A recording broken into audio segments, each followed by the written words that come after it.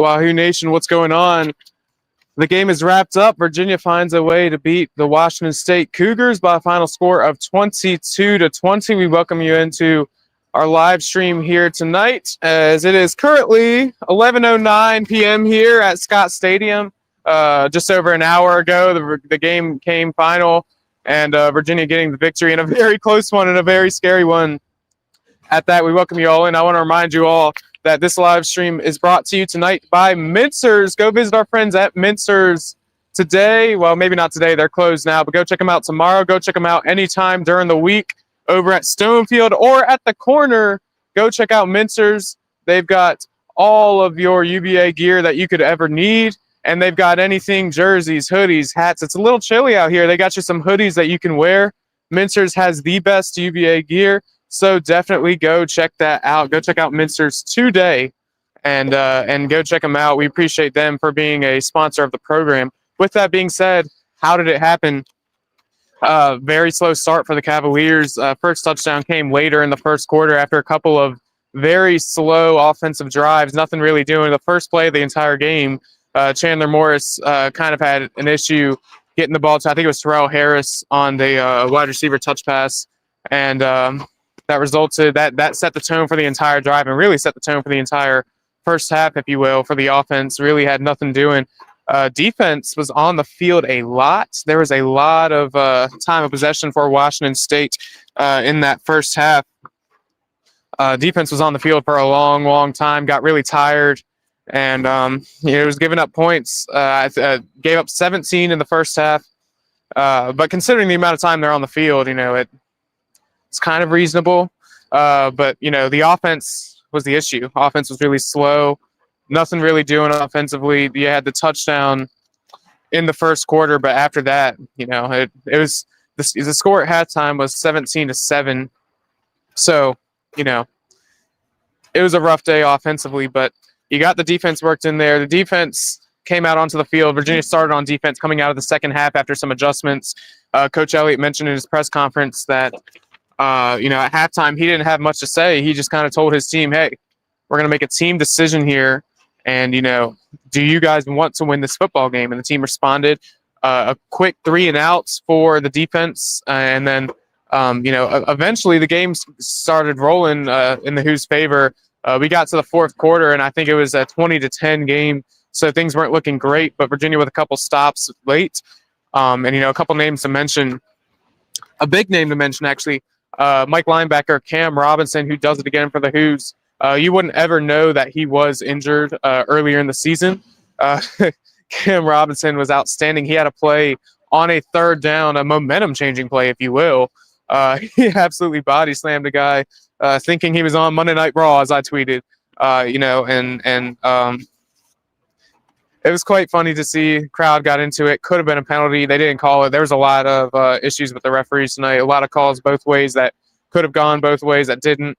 But Kam Robinson, definitely a name that came up big time for Virginia. I'd like to have the defensive stats here. I want to give you how many tackles he had. I don't know exactly if I have it, but he had a good number. Oh, yeah, here we go.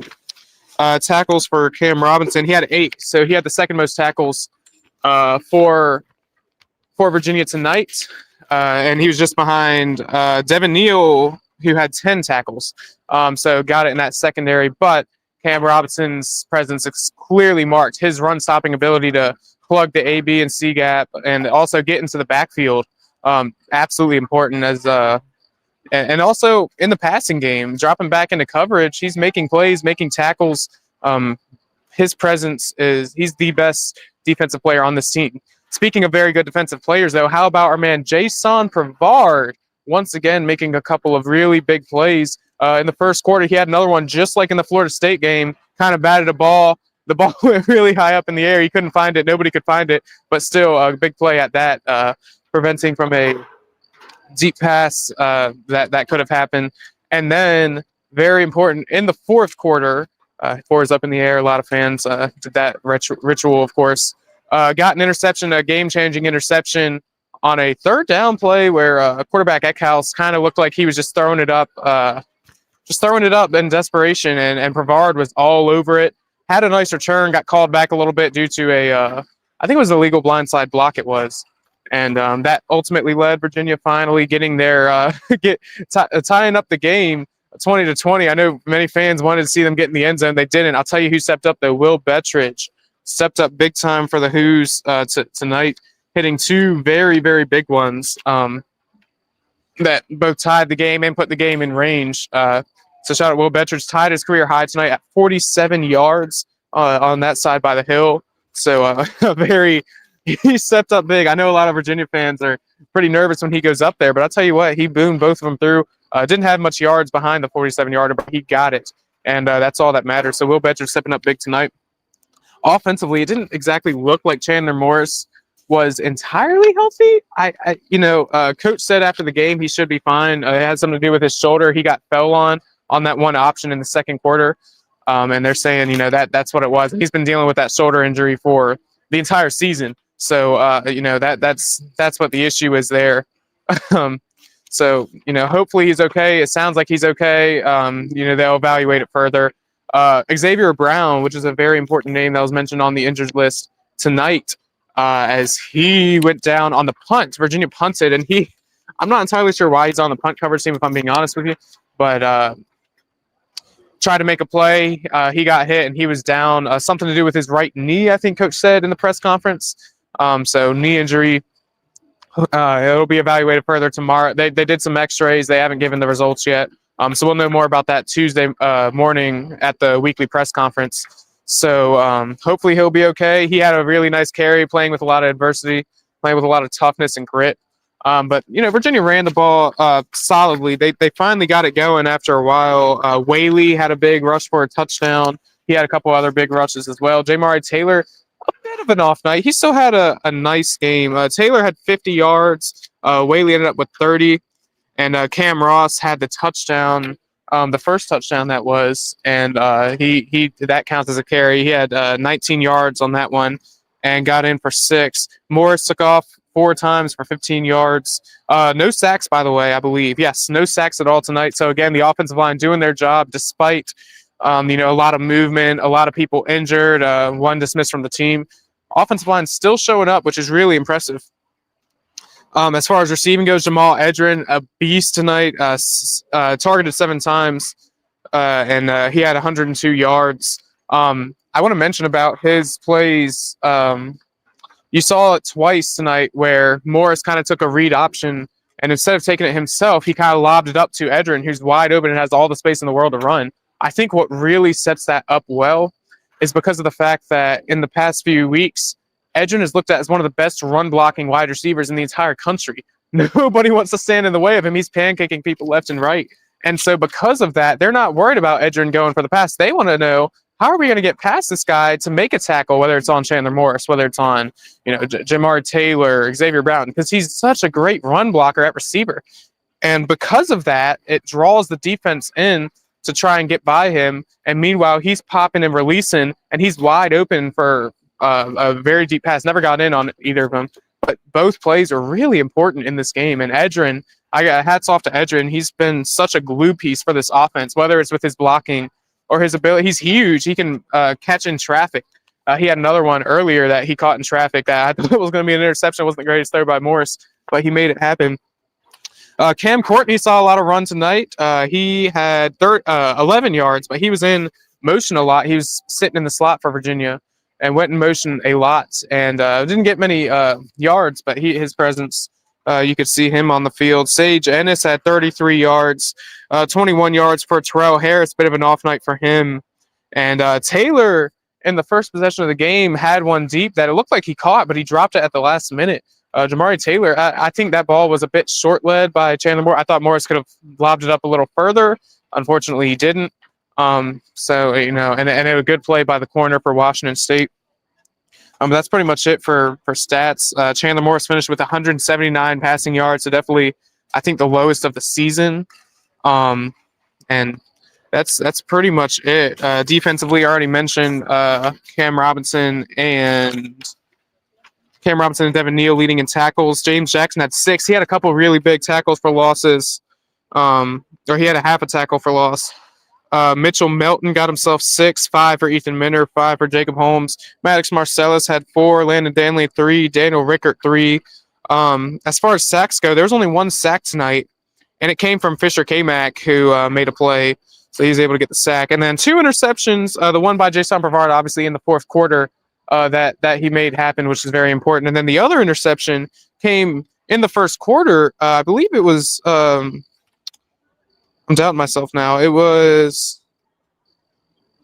Prevard. Donovan Platt. Platt had the interception, which was very big in the first quarter. Virginia didn't capitalize on that. But the interception was a very big momentum changer. The crowd was awesome tonight. Got the crowd into it. Crowd was really silent second and third quarter, as you'd imagine, because it was really a crappy football game put together by Virginia, if we're being honest with ourselves. But once you got to that fourth quarter, putting your fours in the air and everything, crowd got involved. 5 false start penalties tonight. 3 of them were consecutive. Back here for the game-winning safety.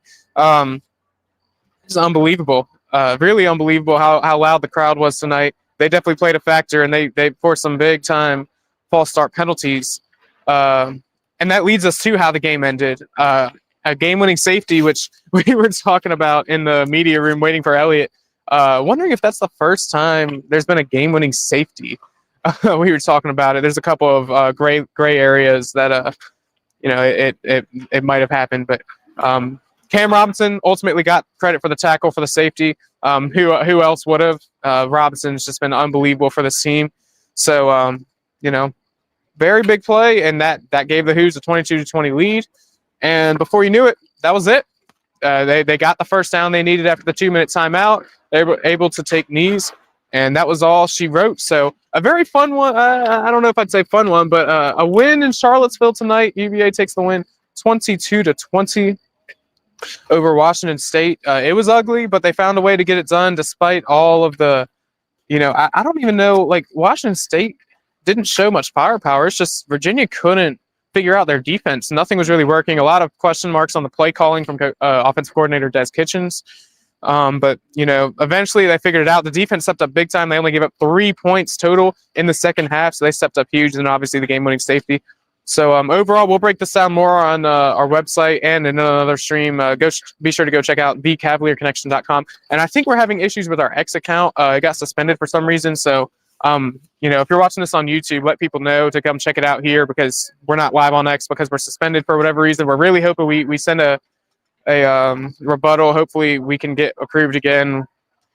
Really annoying. That was the other thing we were stressing about during the game, not just the fact that Virginia was losing. But overall, I mean, it was fun at the end. Virginia got the game-winning safety. Crowd was involved, a great crowd. But that's all it took. So appreciate all of you for listening with me tonight. It was a fun one in Charlottesville. 22-20 your final score. And we appreciate all of you for tuning in tonight. Be sure to go check out thecavalierconnection.com. We'll have more updates on there, breaking down the game more in a couple days. And also check out the Cavalier Connection on YouTube, where I will have posted interviews from each player, interviews with each player after the game that we'll post on YouTube, so you can go check them out there. And other than that, that's going to wrap us up. So we appreciate all of you for tuning in, and have a good night.